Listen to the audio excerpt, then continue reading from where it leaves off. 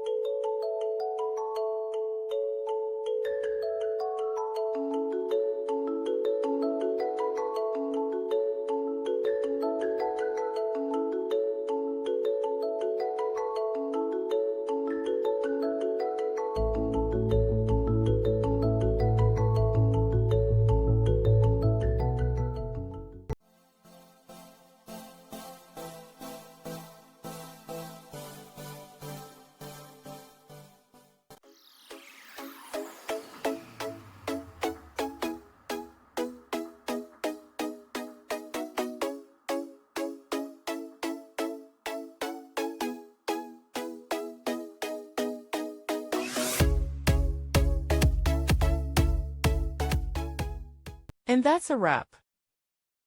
I hope you found the answer you were looking for. If you did, take a second to hit that subscribe button. It really helps out. And let me know in the comments which solution worked best for you. See you next time in the debug zone.